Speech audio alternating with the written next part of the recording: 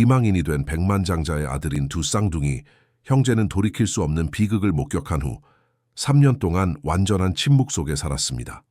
어떤 의사, 치료사, 전문가도 그들을 침묵하게 만든 벽을 깨뜨릴 수 없었습니다. 그러던 어느 날 한 청소부가 슬픔에 잠긴 채 부드럽게 노래를 부르며 그들의 마음을 어루만지기 전까지는 말이죠. 그 순간 일어난 일은 온 가족의 운명을 바꾸었고 아무것도 요구하지 않고 치유하는 사랑의 힘을 드러냈습니다. 이 이야기가 흥미로우셨다면 저희 채널을 구독해 주시고 어느 도시에서 시청하고 계신지 알려주시면 계속 이어나갈 수 있도록 하겠습니다. 강남의 한적한 고급 주택가, 유리와 대리석으로 지어진 거대한 저택이 서울의 스카이라인 아래 우뚝 서 있었다. 김민호는 35세의 부유한 사업가로 한국에서 가장 성공한 건설 회사 중 하나를 이끌고 있었다. 하지만 그의 화려한 경력과 부는 그가 매일 직면하는 가슴 아픈 현실을 가릴 수 없었다. 그의 쌍둥이 아들들, 5세의 준호와 지호는 2년 전 그들의 어머니 이은혜가 저택의 미끄러운 계단에서 넘어지는 끔찍한 사고를 목격한 이후로 한마디도 말하지 않았다. 준호야, 지호야, 아침 먹을 시간이야. 민호가 조용히 말했다. 아이들은 그를 무표정한 얼굴로 바라볼 뿐이었다. 그들의 눈은 너무 많은 것을 보았고 그들의 작은 입술은 너무 오랫동안 침묵했다. 김민호는 모든 방법을 시도했다. 서울에서 가장 명성 있는 소아정신과 의사들, 해외에서 초빙한 언어치료사들, 최고의 신경학자들까지 진단은 항상 같았다. 극심한 트라우마로 인한 선택적 함구증. 의사들은 시간이 필요하다고 말했지만 2년이 지났는데도 변화의 조짐은 보이지 않았다. 김 사장님, 오늘 오후에 새 가정부가 도착할 예정입니다. 비서 최미영이 조심스럽게 접근했다. 박수진 씨인데 추천서가 매우 좋습니다. 민호는 고개를 끄덕였다. 좋아요. 그녀에게 상황을 설명해 주세요. 아이들은 특별한 배려가 필요하다고요. 이미 설명드렸습니다. 그녀는 이해하는 것 같았어요. 민호는 창밖을 내다보았다. 가을 비가 조용히 내리고 있었고 그것은 이 거대한 집에 퍼진 침묵을 더욱 강조하는 것 같았다. 저택은 럭셔리함의 극치를 보여주었지만 웃음소리나 아이들의 제잘거림은 없었다. 가정부들은 속삭이듯 말했고 모든 것이 무겁고 차가웠다. 작년에 4명의 가정부가 그만뒀어요. 미영이 말했다. 너무 우울하다고요. 알아요. 민호는 한숨을 쉬었다. 내가 할 수 있는 일이 더 있었으면 좋겠어요. 그날 오후 박수진이 도착했다. 그녀는 28세로 날씬하고 단정한 차림이었다. 그녀의 얼굴은 부드러웠지만 눈에는 슬픔의 흔적이 있었다. 미영이 그녀를 집 안으로 안내했다. 박수진 씨, 환영합니다. 최미영입니다. 김 사장님의 비서예요. 수진은 공손하게 인사했다. 만나서 반갑습니다. 기회를 주셔서 감사합니다. 미영은 그녀에게 집을 보여주며 규칙을 설명했다. 가장 중요한 것은 조용히 일하는 거예요. 아이들이 소리에 민감해요. 수진은 이해한다는 듯이 고개를 끄덕였다. 미영은 그녀에게 말하지 않았지만 수진 자신도 깊은 슬픔을 겪고 있었다. 1년 전 그녀는 교통사고로 남편과 태어나지 않은 아기를 잃었다. 그 후 그녀는 병원비와 장례비로 인한 빚에 시달리며 청소일로 겨우 생계를 유지하고 있었다. 아이들의 방은 2층에 있어요. 미영이 계속했다. 그들은 말을 하지 않아요. 2년 동안이나요. 수진의 눈이 슬픔으로 가득 찼다. 너무 어린 나이에 그런 일을 겪다니. 첫날 수진은 거실 청소를 시작했다. 그녀는 부드럽게 걸레질을 하며 자신도 모르게 자장가를 흥얼거리기 시작했다. 그것은 그녀가 뱃속에 있던 아기를 위해 부르곤 했던 노래였다. 그녀의 목소리는 거의 속삭임에 가까웠지만 그 멜로디는 저택에 차가운 공기를 따뜻하게 만드는 것 같았다. 그때 계단에서 작은 발소리가 들렸다. 수진이 고개를 들었을 때 두 작은 소년이 맨발로 계단을 내려와 그녀를 조용히 관찰하고 있었다. 그들은 똑같은 파란색 잠옷을 입고 있었고 까만 눈으로 그녀를 바라보고 있었다. 안녕, 수진이 미소 지으며 말했다. 너희가 준호와 지호구나. 오늘 어느 쪽이 준호니? 아이들은 대답하지 않았지만 한 아이가 약간 앞으로 나왔다. 아, 너가 준호구나. 수진은 미소를 지었다. 반가워. 난 박수진이야. 아이들은 여전히 말이 없었지만 그 자리에서 움직이지 않았다. 이것은 미영이 말한 바로는 매우 이례적인 일이었다. 평소에는 누군가 그들에게 말을 걸면 바로 자기 방으로 도망간다고 했다. 수지는 계속 청소하며 노래를 흥얼거렸다. 잠시 후 그녀는 책장에서 동화책을 발견했다. 이거 재미있어 보이네. 그녀가 말했다. 같이 볼래? 그녀는 강요하지 않고 그저 소파에 앉아 책을 펼쳤다. 놀랍게도 쌍둥이들이 천천히 다가와 그녀의 양쪽에 앉았다. 수지는 미소를 감추고 평소처럼 행동했다. 옛날 옛적에 그녀는 이야기를 읽기 시작했다. 그녀는 각 캐릭터의 다른 목소리를 부여하고 표정을 바꾸며 이야기를 생생하게 만들었다.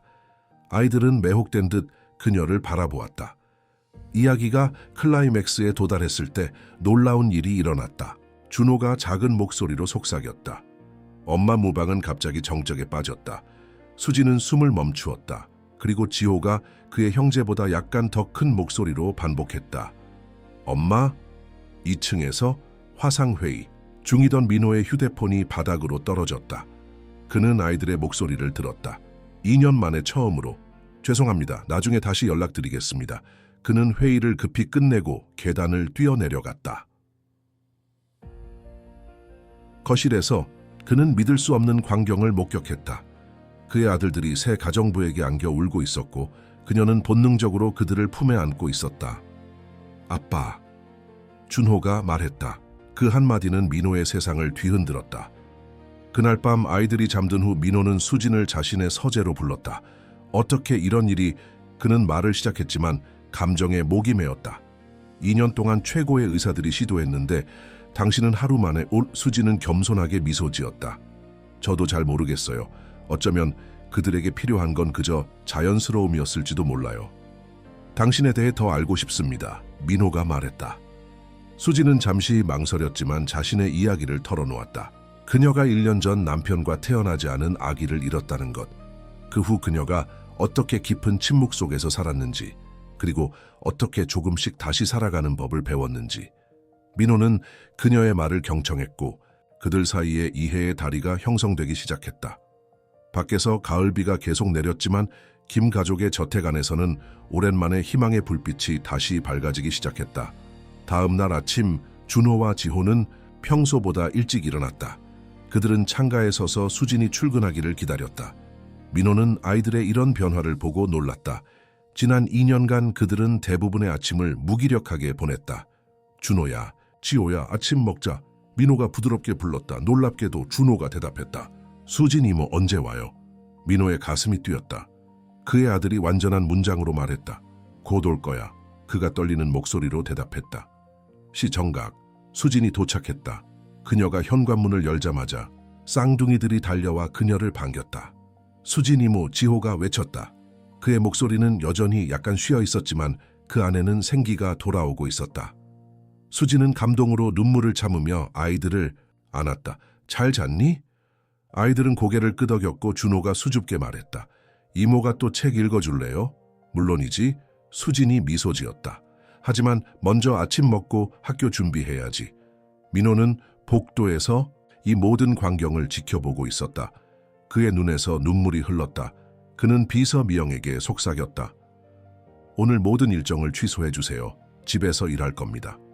그날부터 저택에 놀라운 변화가 일어나기 시작했다. 쌍둥이들은 수진이 오는 순간부터 떠나는 순간까지 그녀의 그림자처럼 따라다녔다. 그들은 조금씩 말을 하기 시작했고 처음에는 짧은 단어들이었지만 곧 문장으로 발전했다. 수진은 청소를 하면서도 아이들과 대화를 나누었고 때로는 동화책을 읽어주거나 노래를 가르쳤다. 민호는 더 많은 시간을 집에서 보내기 시작했다. 그는 종종 자신의 서재에서 일하는 척하면서도 문을 살짝 열어두고 아이들과 수진의 대화를 엿들었다. 그는 오랫동안 듣지 못했던 아이들의 웃음소리에 가슴이 따뜻해졌다. 2주가 지났을 때 민호는 수진을 다시 자신의 서재로 초대했다. 수진 씨, 정말 감사합니다. 그가 진심으로 말했다. 당신이 우리 가족에게 가져온 변화는 기적 같아요. 수진은 겸손하게 고개를 숙였다. 아이들이 정말 특별해요. 그들은 단지 자신의 방식으로 슬픔을 표현하고 있었을 뿐이에요. 당신의 계약은 원래 3개월이었지만 민호가 망설이며 말했다. 가능하다면 정규직으로 일해주셨으면 합니다. 급여는 2배로 올려드리겠습니다. 수진의 눈이 커졌다. 그 급여는 그녀의 빚을 갚는 데 큰 도움이 될 것이었다. 감사합니다, 김 사장님. 저도 아이들과 함께하는 시간을 정말 좋아해요. 그냥 민호라고 불러주세요. 그가 말했다. 그리고 이제 단순한 가정부가 아니라 우리 아이들의 돌보미로 생각해 주셨으면 합니다. 수진은 미소를 지었다. 네, 민호 씨. 가을이 깊어가면서 수진은 점점 더 가족의 일부처럼 되어갔다. 그녀는 이제 아침 일찍 와서 아이들의 등교 준비를 도왔고 저녁에는 그들의 숙제를 봐주었다. 아이들은 매일 더 많이 말하게 되었고 학교에서도 조금씩 친구들과 어울리기 시작했다. 민호 역시 변화하고 있었다. 그는 오랫동안 자신의 슬픔에 갇혀 있었지만 이제 다시 미소 짓기 시작했다. 그는 종종 저녁 식사 후 수진과 함께 차를 마시며 대화를 나누었다. 그들은 서로의 상실에 대해 그리고 어떻게 다시 일어서게 되었는지에 대해 이야기했다. 수진 씨는 정말 강한 사람이에요. 민호가 어느 저녁 말했다. 그런 상실 후에도 그렇게 따뜻함을 유지하다니. 수진은 찻잔을 내려놓았다. 사실 저도 오랫동안 말하지 않았어요. 6개월 동안은 거의 아무와도 대화하지 않았죠. 하지만 언젠가 깨달았어요. 내가 멈춰 있어도 세상은 계속 돌아간다는 것을요. 민호는 깊이 공감했다. 저도 비슷한 경험을 했어요. 은혜가 우리 곁을 떠난 후 저는 사업에만 몰두했어요. 마치 충분히 바쁘면 슬픔을 느낄 시간이 없을 것 같았거든요. 아이들은요? 수진이 조심스럽게 물었다. 민호의 표정이 어두워졌다. 제가 그들을 제대로 돌보지 못했어요. 물질적으로는 모든 것을 제공했지만 정서적으로는 저 자신도 무너져 있었으니까요. 그래도 지금은 달라졌어요. 수진이 부드럽게 말했다. 당신은 좋은 아버지예요, 민호 씨. 그들의 눈이 마주쳤고 그 순간 무언가가 흐르는 듯했다. 민호는 오랫동안 느끼지 못했던 감정을 느꼈다. 그것은 새로운 시작의 가능성이었다. 그러나 그날 밤 수진은 자신의 작은 방에서 혼란스러운 감정과 싸우고 있었다. 그녀는 침대 옆 테이블에 놓인 사진을 바라보았다. 쌍둥이의 생모 이은혜의 사진이었다. 아름다운 여성이었고 그녀의 미소에서는 따뜻함이 느껴졌다. 내가 지금 무슨 생각을 하는 거지? 수진은 자책했다. 이 아이들에게는 이미 어머니가 있어. 내가 그 자리를 차지할 권리는 없어. 다음 날 수진은 약간 거리를 두기로 결심했다. 그녀는 여전히 아이들에게 친절했지만 전날처럼 이야기를 읽어주거나 함께 놀아주는 대신 청소에 더 집중했다. 아이들은 곧 변화를 느꼈다. 수진 이모, 오늘은 왜 우리랑 안 놀아요? 지호가 물었다. 이모가 일을 많이 해야 해서 그래. 수진이 약간 어색하게 대답했다. 아이들은 실망한 표정으로 물러났다.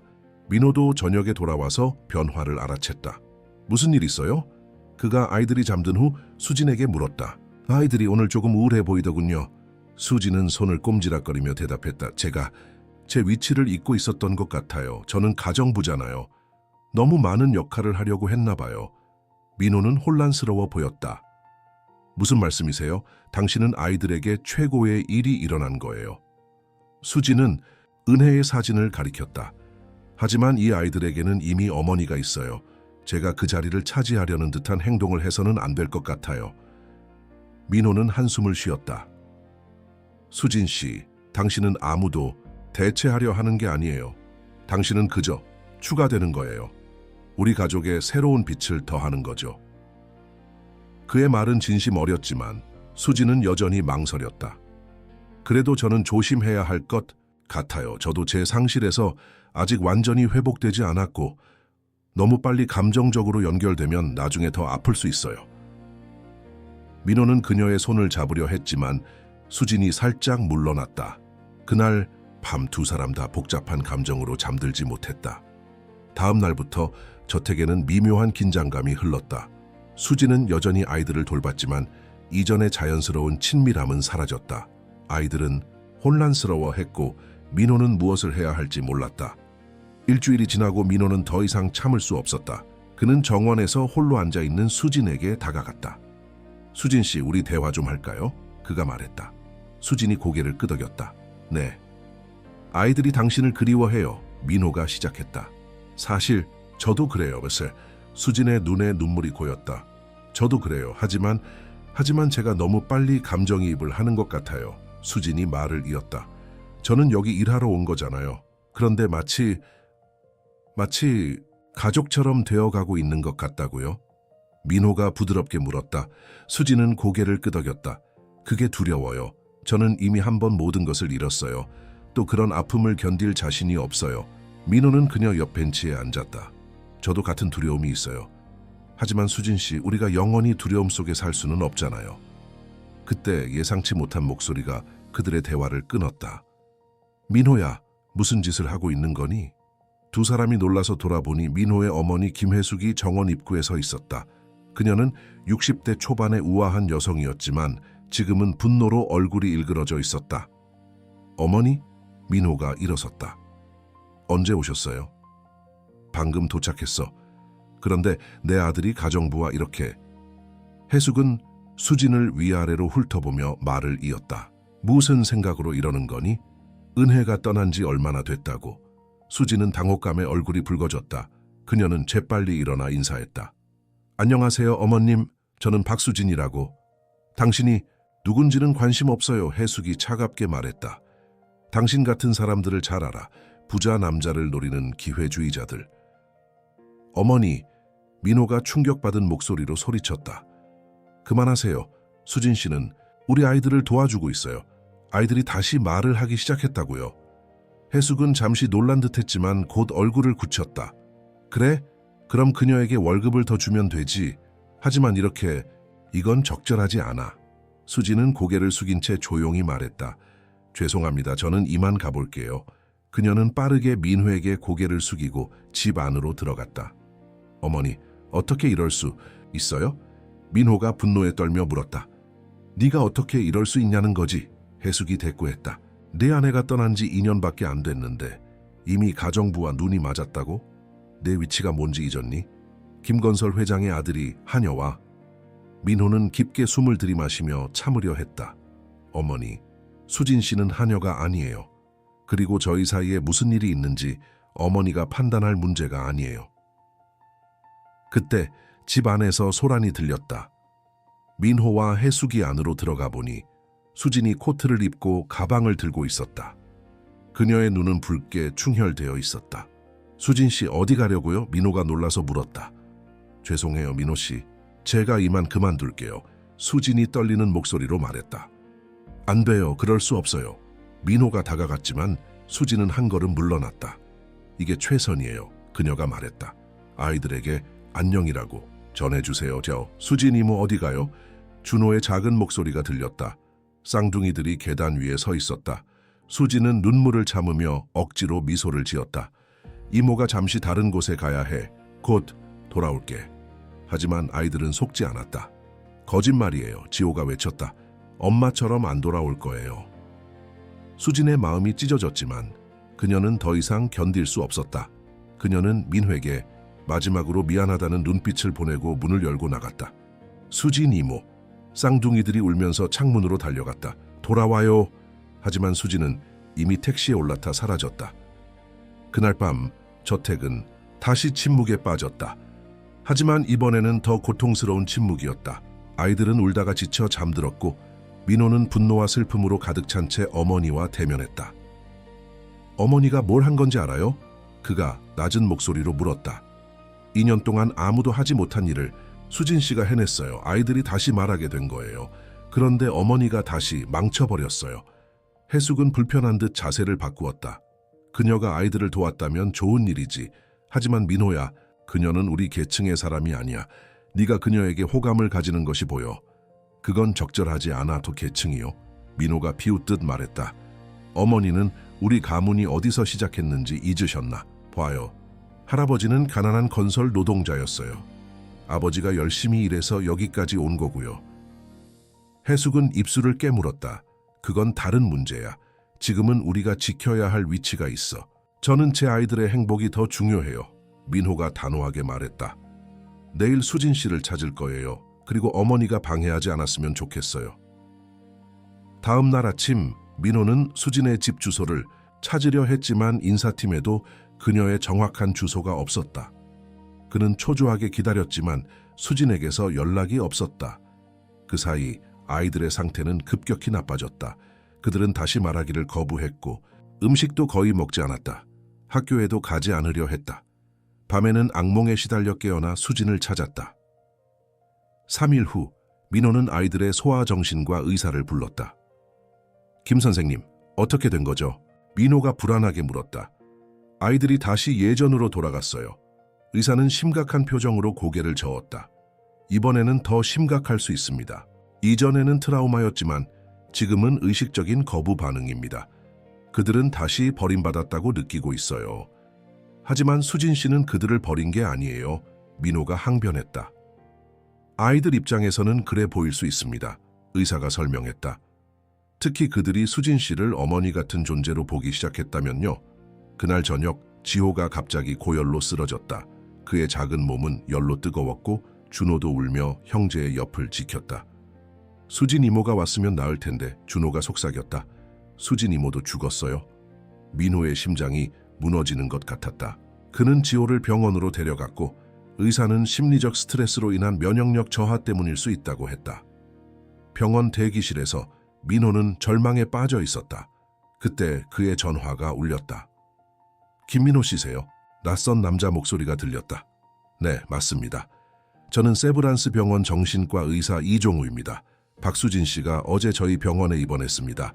그녀의 비상 연락처로 당신이 등록되어 있더군요. 민호의 심장이 멎는 것 같았다. 수진 씨가 어떻게 된 거죠? 심각한 탈수와 정서적 고갈 상태로 발견되었습니다. 우울증 증세가 심각해 보입니다. 그녀가 최근에 직장과 정서적 유대를 한꺼번에 잃은 것 같은데 이전의 상실감과 결합되어 위험한 상태에 이른 것 같습니다. 민호는 눈을 감고 깊이 숨을 들이마셨다. 제가 곧 가겠습니다. 그는 준우에게 할머니와 함께 있으라고 부탁하고 지호의 상태가 안정되자마자 다른 병원으로 향했다. 병원 복도를 따라 걸으면서 민호는 자신의 어리석음을 저주했다. 그는 수진을 보호하지 못했다. 그리고 이제 그녀마저 잃을지도 모른다는 공포가 엄습했다. 민호는 병원 복도를 빠르게 걸었다. 심장은 불안하게 뛰었고 머릿속은 혼란스러웠다. 수진의 병실에 도착했을 때 그는 잠시 문 앞에서 멈추었다. 깊은 숨을 들이마시고 조심스럽게 노크했다. 들어오세요. 작은 목소리가 들렸다. 민호가 문을 열자 침대에 누워있는 수진이 보였다. 그녀는 평소보다 훨씬 창백하고 야위어 보였다. 아이비 튜브가 그녀의 팔에 연결되어 있었고 그녀의 눈 아래에는 깊은 다크서클이 있었다. 민호 씨? 수진이 놀라서 상체를 일으키려 했지만 기운이 없어 보였다. 민호는 재빨리 그녀의 침대 옆으로 다가갔다. 무리하지 마세요. 누워있어요. 왜 여기 오셨어요? 수진이 혼란스러운 표정으로 물었다. 당신이 비상연락처로 저를 적어두셨더군요. 민호가 부드럽게 말했다. 의사 선생님께서 전화하셨어요. 수진은 창문 쪽으로 시선을 돌렸다. 미안해요. 다른 사람을 적을 생각을 못했어요. 사과할 필요 없어요. 민호가 그녀의 손을 조심스럽게 잡았다. 제가 사과해야 해요. 어머니가 그런 말을 했는데도 제가 당신을 보호하지 못했어요. 수지는 눈물이 고였지만 억지로 미소를 지었다. 괜찮아요. 어머님 말씀이 틀리지 않았어요. 저는 그저 가정부일 뿐이고 제 자리를 착각했어요. 아니에요. 민호가 단호하게 말했다. 어머니가 틀렸어요. 그리고 당신은 가정부 그 이상이에요. 아이들에게 그리고 저에게. 그때 정신과 의사 이종구가 들어왔다. 안녕하세요. 김민호 씨군요. 박수진 씨의 상태에 대해 이야기 나눌 수 있을까요? 민호는 고개를 끄덕이고 수진에게 곧 돌아오겠다고 말한 뒤 의사를 따라 복도로 나갔다. 수진 씨의 상태가 어떤가요? 민호가 걱정스럽게 물었다. 육체적으로는 탈수와 영양실조 상태였지만 지금은 안정되고 있습니다. 이 의사가 설명했다. 하지만 정신적 상태가 더 우려됩니다. 그녀는 심각한 우울증을 겪고 있어요. 과거의 상실감이 최근에 상실과 결합되어 악화된 것 같습니다. 최근의 상실이요? 네, 그녀는 직장과 그곳에서 형성된 정서적 유대를 한꺼번에 잃었다고 느끼는 것 같습니다. 그녀의 말에 따르면 그녀는 살아갈 이유를 잃었다고 느끼고 있어요. 민호의 가슴이 무거워졌다. 제 잘못이에요. 자책하지 마세요. 의사가 부드럽게 말했다. 지금 그녀에게 필요한 건 지지와 안정감입니다. 그녀가 가치 있고 필요한 사람이라는 것을 느낄 수 있게 해주세요. 민호는 고개를 끄덕였다. 최선을 다하겠습니다. 그런데 다른 일도 있어요. 그는 지호의 상황에 대해 설명했다. 이 의사는 생각에 잠겼다. 아이들이 수진 씨에게 강한 애착을 형성했나 보군요. 이전 상실 경험 때문에 더 심각하게 받아들이고 있을 겁니다. 어떻게 해야 할까요? 가능하다면 두 문제를 함께 해결하는 것이 좋겠습니다. 수진 씨가 회복되면 아이들에게 돌아갈 수 있게 하세요. 물론 그녀가 원한다면 말이죠. 민호는 수진의 병실로 돌아갔다. 그녀는 창밖을 바라보고 있었다. 수진 씨, 민호가 다시 그녀 옆에 앉았다. 이야기 좀 할까요? 수진이 천천히 고개를 돌렸다. 네. 먼저 아이들 이야기를 해야겠어요. 민호가 시작했다. 지호가 고열로 입원했어요. 이호가 뭐라고요? 수진의 눈이 커졌다. 괜찮아요? 얘도 육체적으로는 회복 중이에요. 하지만 정신적으로 아이들이 당신을 많이 그리워해요. 그들은 또 다른 상실을 겪고 있어요. 수진의 눈에 눈물이 고였다. 정말 미안해요. 제가 떠나는 게 최선이라고 생각했어요. 아이들에게 혼란을 주기 싫었거든요.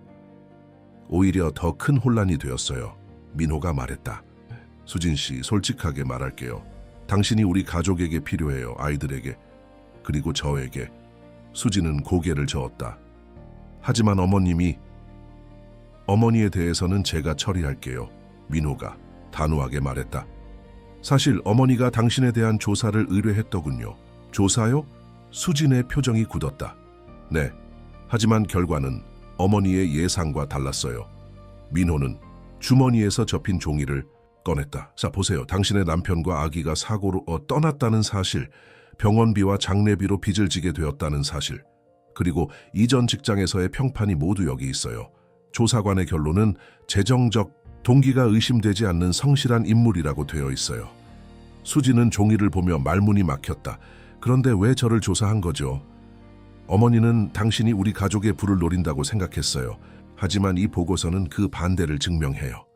수지는 천천히 종이를 접었다. 그래도 저는 돌아갈 수 없어요. 너무 부끄러워요. 어머님을 어떻게 다시 마주할 수 있겠어요? 민호는 그녀의 손을 다시 잡았다. 수진 씨, 제가 한 가지 물어볼 게 있어요. 정말 중요한 질문이에요. 수진이 호기심 어린 눈으로 그를 바라보았다. 수진 씨는 우리 가족에 대해 어떤 감정을 가지고 있나요? 솔직하게 말해주세요. 수진은 잠시 침묵했다. 그녀의 눈에서 눈물이 흘러내렸다. 저는 아이들을 제 아이처럼 사랑해요. 그들이 웃을 때마다 제 마음도 따뜻해져요. 그리고 민호 씨는, 그리고 저는? 민호가 부드럽게 재촉했다. 저는 민호 씨에게 깊은 감정을 가지고 있어요. 하지만 그건 적절하지 않다고 생각했어요. 우리는 너무 다른 세계의 사람들이니까요. 민호는 웃음을 터뜨렸다. 다른 세계라고요. 우리는 같은 아픔을 겪었고 같은 희망을 가지고 있어요. 그게 우리를 같은 세계의 사람으로 만들기에 충분하지 않나요? 그는 갑자기 침대 옆에서 무릎을 꿇었다. 박수진 씨, 제 아내가 되어주시겠어요? 수지는 충격으로 입을 벌렸다. 뭐라고요? 농담하시는 거죠? 전혀요. 저는 오래전부터 알고 있었어요. 당신은 우리 가족에게 필요한 사람이에요. 아이들이 당신을 선택했고 저도 당신을 선택했어요. 이건 동정이나 의무감이 아니에요. 진심으로 당신을 사랑해요. 수진의 눈에서 눈물이 멈추지 않았다. 하지만 저는 지금 당장 대답하지 않아도 돼요. 민호가 말했다. 우선 건강을 회복하고 그 다음에 생각해 보세요. 하지만 한 가지 부탁이 있어요. 아이들에게 돌아와 주세요. 그들은 당신이 필요해요. 수지는 천천히 고개를 끄덕였다. 아이들에게는 돌아갈게요. 그들이 걱정되니까요. 민호는 미소를 지었다. 그럼 제안도 생각해 보겠다는 거죠? 수지는 살짝 미소를 지었다. 생각해 볼게요. 그날 밤 민호는 지호가 입원해 있는 병원으로 돌아갔다. 준호는 할머니와 함께 병실에서 지호의 옆을 지키고 있었다. 아이들은 여전히 말이 없었고 해숙의 눈에는 걱정과 죄책감이 어려 있었다. 어떻게 됐니? 해숙이 조용히 물었다. 수진 씨를 찾았어요. 민호가 대답했다. 그녀도 병원에 입원해 있었어요. 무슨 일이 있었던 거니? 심한 우울증이에요. 그녀는 남편과 아기를 잃은 후 힘든 시간을 보냈어요. 그리고 우리 가족과의 유대감이 그녀에게 새로운 희망이 되었는데 그걸 빼앗긴 거죠. 해숙은 고개를 떨구었다. 내가 큰 실수를 했구나. 네, 그랬어요. 민호가 단호하게 말했다. 하지만 지금 중요한 건 앞으로예요. 어머니, 수진 씨에게 청혼했어요. 뭐라고? 해숙이 놀라서 소리쳤다가 아이들을 보고 목소리를 낮추었다. 정신이 있니? 그녀를 거의 모르잖아. 3개월은 짧은 시간일 수 있지만 우리는 서로에 대해 충분히 알게 되었어요. 그리고 어머니, 제 인생에서 가장 중요한 건 아이들의 행복이에요. 수진 씨는 그들에게 어머니가 되어줄 수 있는 사람이에요. 해숙은 잠시 말을 잇지 못했다. 그녀의 얼굴에는 복잡한 감정이 교차했다. 아들아, 그녀가 마침내 입을 열었다. 나는 단지 네가 실수하는 것을 보고 싶지 않았을 뿐이야. 그리고 내 손자들이 또 상처받는 것도 원치 않았고, 하지만 결과적으로 아이들이 더 상처받게 되었잖아요. 민호가 지호의 이마에 손을 얹으며 말했다. 아이의 열은 여전히 높았다. 해숙은 한숨을 쉬었다. 그녀가 정말 아이들에게 그렇게 중요하니? 어머니가 보셨잖아요. 수진 씨가 떠난 후 아이들이 어떻게 변했는지. 민호가 준호의 머리를 부드럽게 쓰다듬었다. 준호는 아무 반응 없이 창밖만 바라보고 있었다. 그리고 그녀는 저에게도 중요해요. 네가 그녀를 사랑하니? 해숙이 직설적으로 물었다. 민호는 잠시 생각했다. 네, 사랑해요. 제가 다시 이런 감정을 느낄 수 있을 거라고 생각하지 못했어요. 은혜가 떠난 후로요. 해숙의 눈에 눈물이 고였다. 은혜는 완벽한 며느리였어. 네, 그랬어요. 민호가 동의했다. 그리고 그녀는 항상 우리 마음속에 있을 거예요. 하지만 우리는 계속 살아가야 해요. 은혜라면 그것을 원했을 거예요. 잠시 침묵이 흘렀다. 병실 창문으로 저녁 노을이 비쳐들어왔다. 그녀가 내 청혼을 받아들였니? 해숙이 마침내 물었다. 아직이요. 생각해보겠다고 했어요. 민호가 대답했다. 하지만 아이들을 위해 돌아오겠다고 약속했어요. 해숙은 생각에 잠겼다. 그녀는 손자들을 바라보았다. 한때 활기차고 행복했던 아이들이 이제는 마치 영혼이 빠져나간 것처럼 보였다. 내가 그녀에게 사과해야겠구나. 민호는 놀란 표정을 감추지 못했다. 정말요, 내가 틀렸어. 해숙이 인정했다. 내 편견 때문에 아이들이 고통받고 있어. 그건 내가 원하는 게 아니야. 바로 그때 병실 문이 열렸다. 의사가 들어왔다. 김민호 씨, 좋은 소식이 있습니다. 지호의 열이 내리기 시작했어요. 내일쯤이면 퇴원할 수 있을 것 같습니다. 민호는 안도의 한숨을 내쉬었다. 감사합니다, 선생님. 이사가 나간 후 민호는 결심한 듯 말했다. 내일 수진 씨를 데려올게요. 아이들이 그녀를 보면 빨리 회복될 거예요. 다음 날 아침 민호는 수진이 입원해 있는 병원으로 갔다. 그녀는 이미 옷을 갈아입고 퇴원 준비를 하고 있었다. 기분이 어때요? 민호가 물었다. 수진은 약간 긴장된 미소를 지었다. 좋아졌어요. 의사 선생님이 오늘 퇴원해도 된다고 하셨어요. 다행이네요. 민호가 안도했다. 지호도 오늘 퇴원한대요. 집에 같이 가면 어떨까요? 수진은 망설였다. 정말 괜찮을까요? 어머님은요?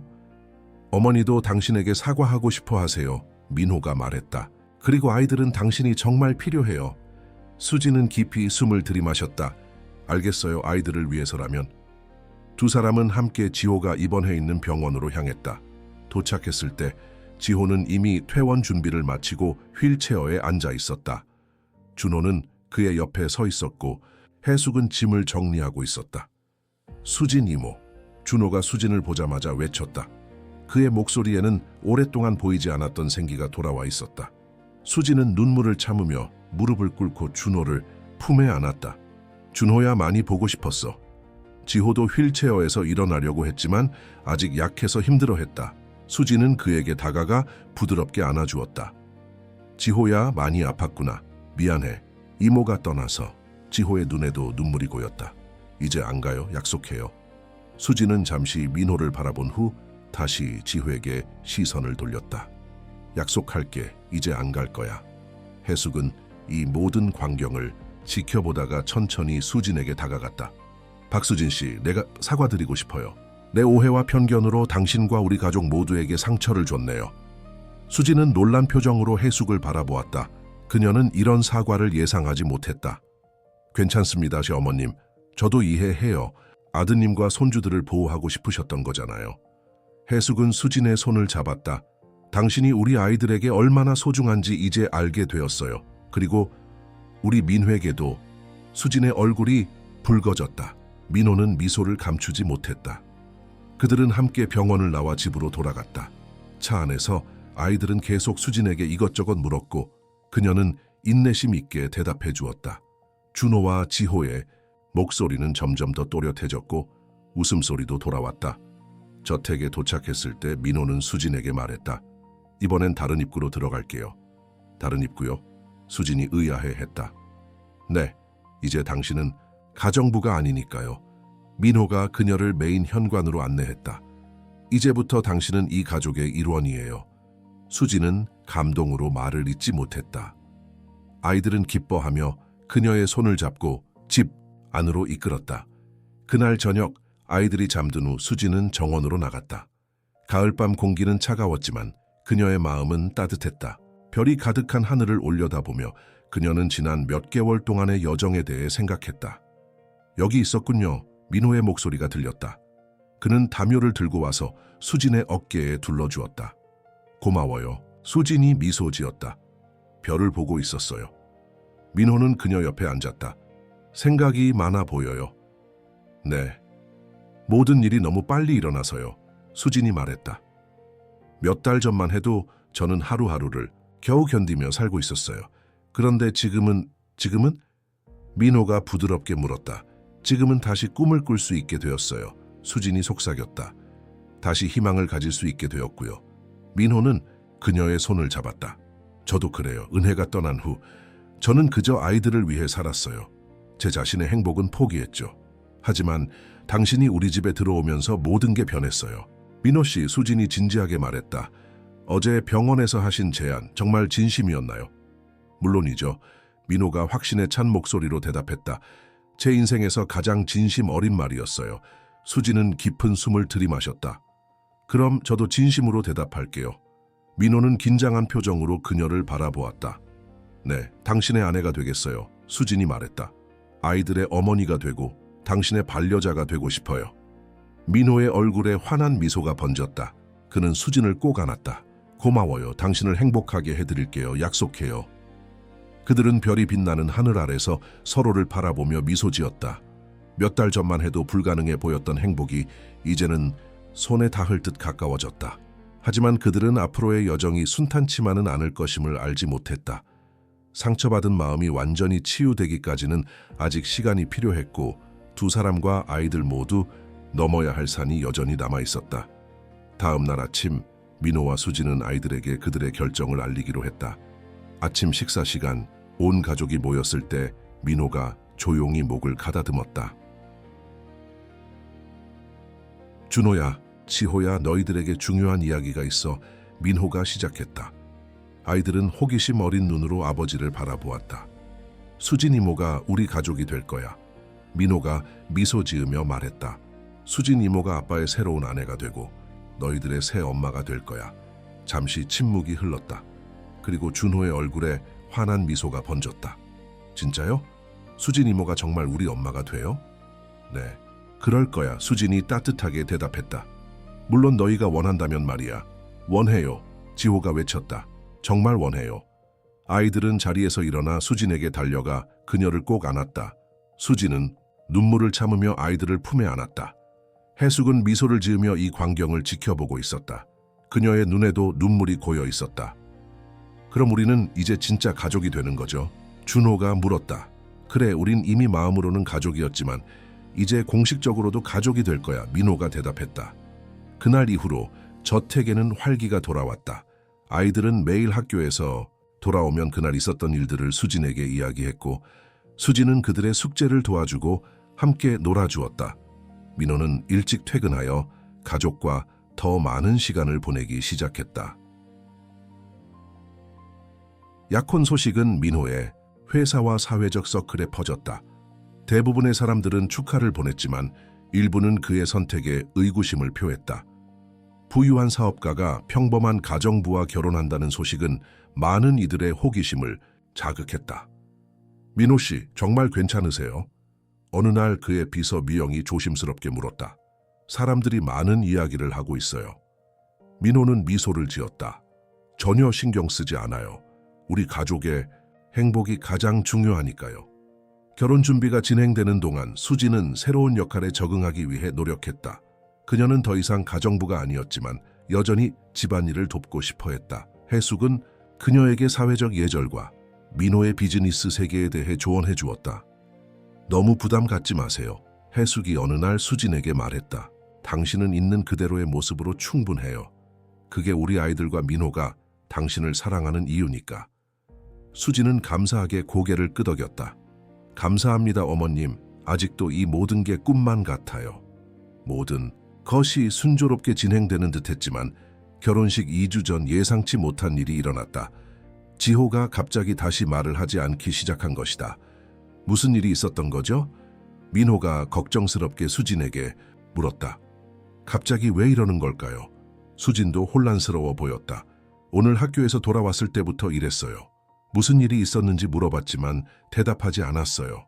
준호에게 물어보았지만 그도 형이 왜 그러는지 모른다고 했다. 그날 밤 수진은 지호의 방에 들어가 그의 침대 옆에 앉았다. 지호야, 그녀가 부드럽게 말했다. 무슨 일이 있었니? 이모에게 말해줄 수 있어. 지호는 고개를 저었다. 알았어, 수진이 말했다. 말하기 싫으면 안 해도 돼. 하지만 이모가 여기 있다는 거 알지? 언제든지 이야기하고 싶을 때 이모는 들을 준비가 되어 있어. 그녀는 지호의 이불을 바로 해주고 그의 이마에 부드럽게 키스했다.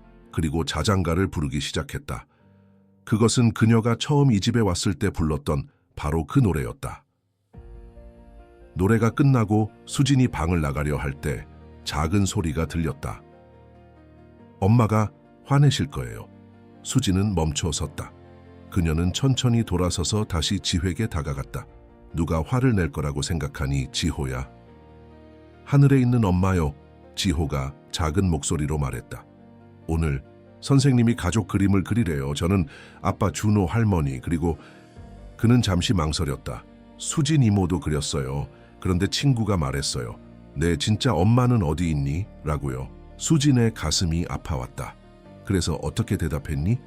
제가 2명의 엄마가 있다고 했어요. 하나는 하늘에 있고 하나는 집에 있다고요. 그랬더니 선생님이 저한테 따로 이야기하러 오래요. 스네어의 감정을 이해한다고 하셨어요. 하지만 지호의 눈에 눈물이 고였다. 저는 하늘에 있는 엄마가 저를 보고 화가 나실까봐 걱정돼요. 제가 엄마를 잊었다고 생각하실까봐요. 수지는 지호를 부드럽게 안아주었다. 지호야, 엄마는 절대 너에게 화내지 않으실 거야. 엄마는 항상 너를 사랑하셨고 지금도 너를 사랑하셔.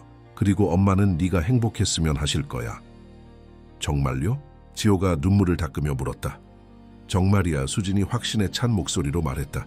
네가 엄마를 잊은 게 아니라 네 마음속에 더 많은 사랑을 담을 수 있게 된 거야. 하늘에 있는 엄마도 그걸 알고 계실 거야. 지호는 조금 안심한 듯 했다. 그럼 제가 수진 이모를 엄마라고 불러도 괜찮을까요? 수진의 눈에 눈물이 고였다. 물론이지, 지호야. 하지만 그건 네가 결정할 일이야.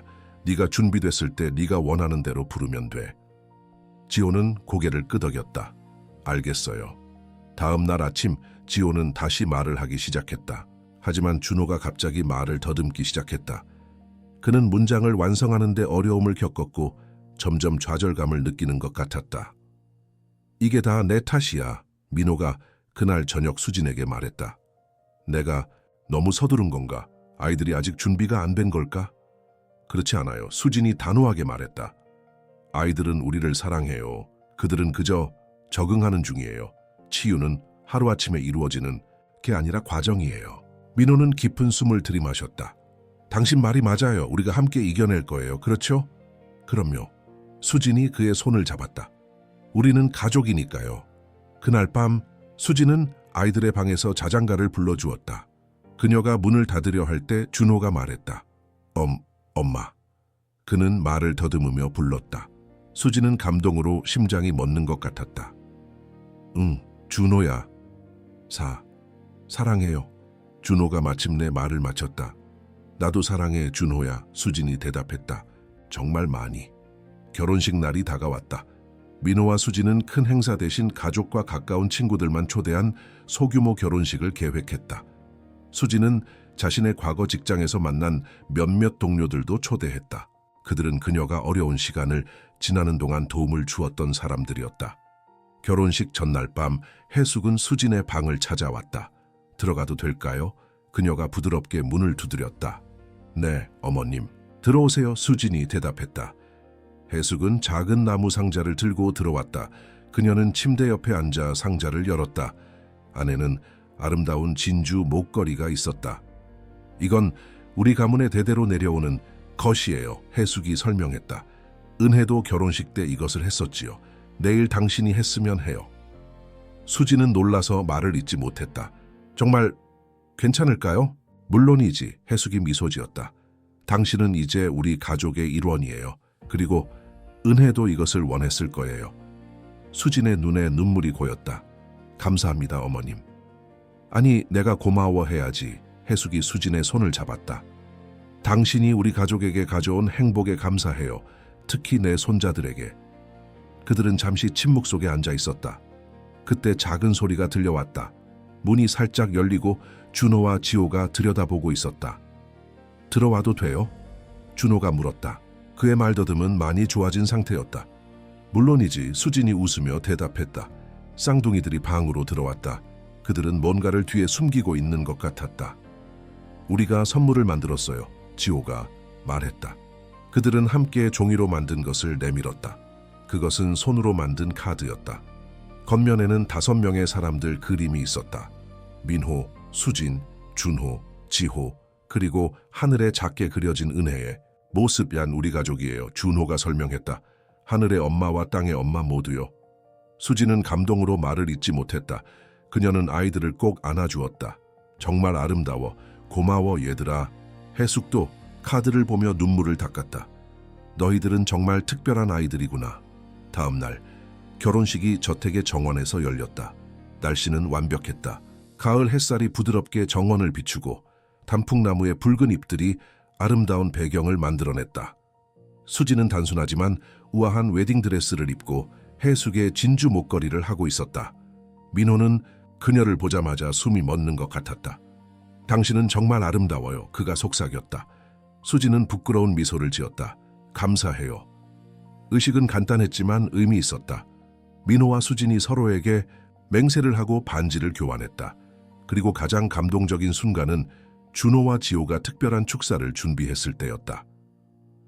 우리는 준호가 시작했다. 깨진 유리처럼 조각났었어요. 지호가 이어받았다.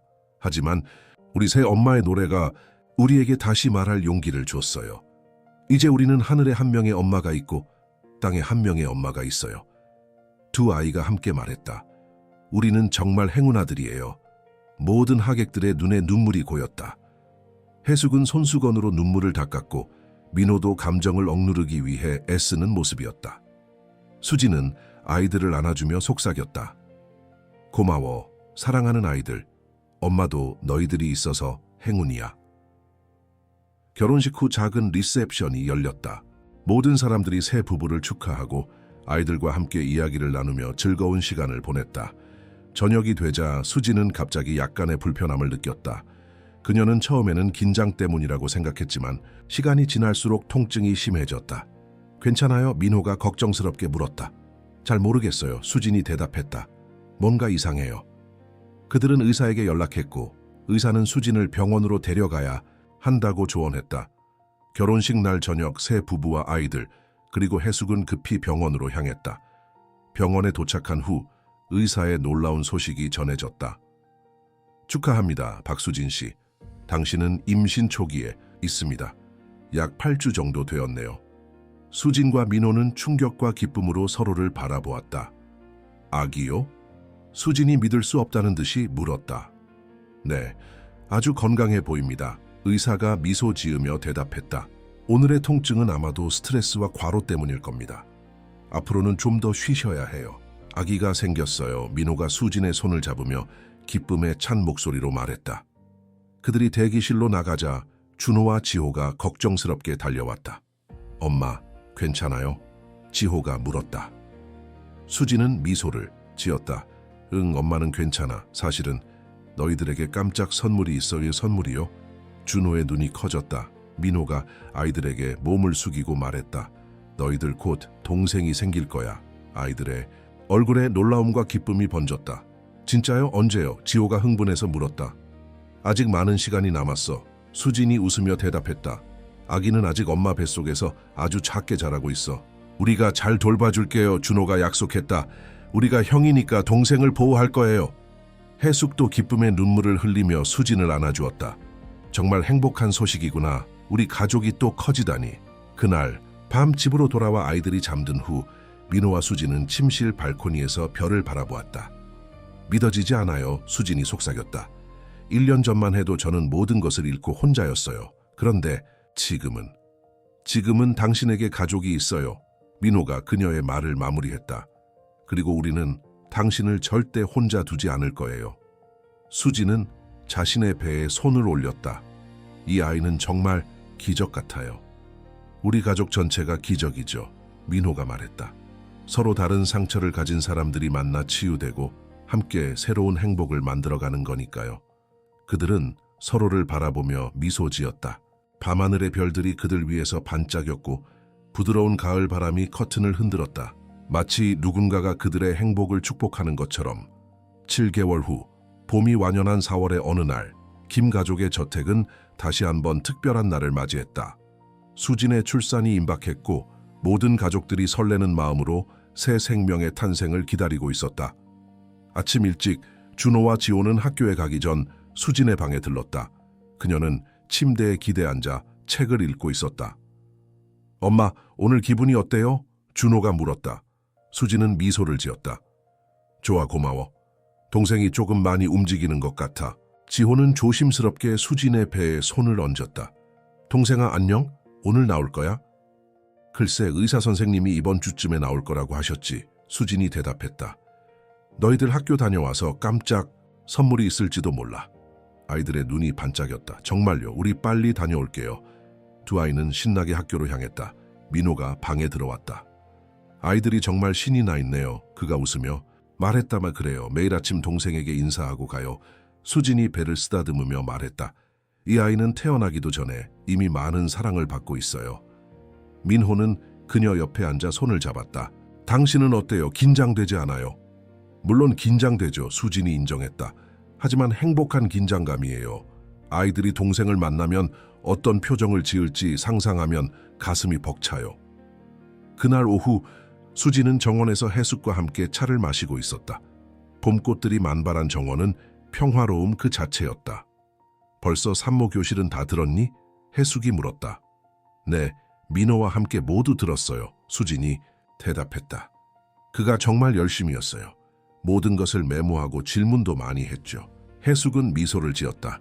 그 아이가 그렇게 세심한 아버지가 될 줄은 몰랐어. 은혜가 살아있을 때는 일에 너무 빠져 있었거든. 사람은 변하는 것 같아요. 수진이 말했다.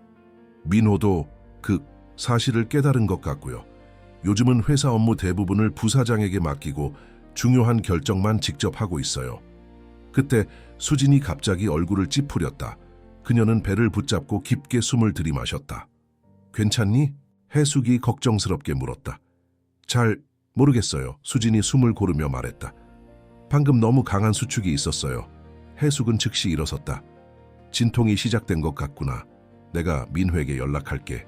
수진은 고개를 끄덕였다. 아직 규칙적이진 않아요. 하지만 병원에 가보는 게 좋겠어요. 30분 후 민호가 회사에서 급히 돌아왔다. 그는 수진의 병원 가방을 들고 그녀를 부드럽게 부축해 차로 안내했다. 아이들은요? 수진이 물었다. 미영이 학교에서 데려오기로 했어. 민호가 대답했다. 그리고 어머니가 집에서 그들을 돌보실 거야. 병원에 도착했을 때 수진의 진통은 더욱 규칙적으로 변했다. 의사는 그녀를 검사한 후 미소 지었다. 박수진 씨, 오늘이 바로 그날인 것 같네요. 아기가 곧 만나러 올 거예요. 수진과 민호는 서로를 바라보며 손을 꼭 잡았다. 시간이 흐르면서 진통은 점점 심해졌고 민호는 계속해서 수진을 격려하며 곁을 지켰다. 당신은 정말 강해요. 그가 그녀의 이마에서 땀을 닦아주며 말했다. 잘 하고 있어요. 오후 6시경 준호와 지호가 해숙과 함께 병원에 도착했다. 엄마가 괜찮아요? 지호가 걱정스럽게 물었다. 엄마는 정말 용감하게 잘하고 있어. 민호가 아이들을 안심시켰다. 조금만 더 기다리면 너희 동생을 만날 수 있을 거야. 아이들은 대기실에서 해숙과 함께 기다렸다. 그들은 동생을 위해 그린 그림을 들고 왔고 병원 간호사들은 그들의 열정에 미소 지었다. 밤 8시 30분 드디어 작은 울음소리가 분만실에서 들려왔다. 김 가족의 새로운 구성원, 작은 딸 김미래가 세상에 태어난 순간이었다. 축하합니다. 의사가 환한 미소로 말했다. 아주 건강한 여자아이예요. 수지는 지친 얼굴로 미소 지었다. 민호는 눈물을 참지 못하며 아내의 손을 꼭 잡았다. 간호사가 작은 미래를 담요에 싸서 수진에게 건넸다. 안녕, 우리 딸. 수진이 떨리는 목소리로 말했다. 우리가 얼마나 너를 기다렸는지 몰라. 민호는 조심스럽게 손가락을 내밀어 아기의 작은 손을 만졌다. 미래는 그의 손가락을 꼭 쥐었다. 그녀는 정말 강하네요. 민호가 웃으며 말했다. 잠시 후 준호와 지호가 조심스럽게 방으로 들어왔다. 그들은 새 동생을 보자 눈이 동그래졌다. 너무 작아요. 준호가 놀라서 말했다. 그리고 예뻐요. 지호가 덧붙였다. 수지는 미소 지었다. 얘들아, 너희 여동생 미래를 소개할게. 아이들은 조심스럽게 침대 가까이 다가왔다. 그들은 경외의 눈빛으로 동생을 바라보았다. 우리가 잘 보호해 줄게. 준호가 진지하게 약속했다. 우리가 형들이니까. 그리고 많은 걸 가르쳐 줄 거야. 지호가 덧붙였다. 놀이터에서 놀고 자전거 타는 법도 알려줄 거야. 스카트. 해숙도 방에 들어와 증손녀를 보고 기뻐했다. 정말 아름다운 아기구나. 우리 가족의 새로운 행복이 될 거야. 그 순간 창문을 통해 부드러운 봄바람이 들어와 커튼을 살짝 흔들었다. 민호는 문득 은혜를 떠올렸다. 마치 그녀도 이 순간을 축복하는 것 같았다. 모두 고마워요. 수진이 감동에 젖은 목소리로 말했다. 내 인생에서 이렇게 행복한 순간이 올 줄 몰랐어요. 며칠 후 미래는 집으로 돌아왔다. 한때 차갑고 침묵에 잠겨있던 저택은 이제 사랑과 웃음소리로 가득 찼다. 준호와 지호는 매일 아침 동생의 방에 들러 인사했고 학교에서 돌아오면 그날 있었던 일들을 작은 미래에게 이야기했다. 수지는 매일 밤 세 아이 모두에게 같은 자장가를 불러주었다. 그 노래는 이제 김 가족의 특별한 노래가 되었다. 미래가 태어나고 몇 주가 지난 어느 저녁, 민호는 거실에서 피아노를 연주하고 있었고 수지는 미래를 안고 그 옆에 앉아 있었다. 준호와 지호는 바닥에서 퍼즐을 맞추고 있었고 해숙은 소파에서 뜨개질을 하고 있었다. 생각해보면 정말 놀라워요. 민호가 문득 말했다. 우리가 어떻게 여기까지 왔는지. 수지는 미소를 지었다. 삶은 예상치 못한 방향으로 흘러가는 것 같아요. 가장 어두운 순간에도 희망은 항상 있어요. 그 희망이 당신이었어요. 민호가 부드럽게 말했다. 당신이 우리 가족에게 준 것은 단순한 도움이 아니라 새로운 삶이었어요. 아니에요. 수진이 고개를 저었다. 우리가 서로에게 새로운 삶을 주었어요. 제가 이 집에 발을 들인 첫날 저도 길을 잃은 영혼이었어요. 하지만 아이들과 당신 그리고 어머님까지 모두가 저를 다시 일으켜 세워주었어요. 해숙은 미소 지으며 말했다. 우리 모두 서로에게 치유가 되어준 거지. 그게 진짜 가족이란 거야. 밖에서 봄비가 부드럽게 내리기 시작했다. 한때 비 내리는 소리가 슬픔을 더했던 이 집에서 이제 그 소리는 생명의 약속처럼 들렸다. 준호가 갑자기 질문했다. 엄마, 하늘에 계신 엄마도 지금 우리를 보고 있을까요? 수지는 잠시 생각하더니 미소 지었다.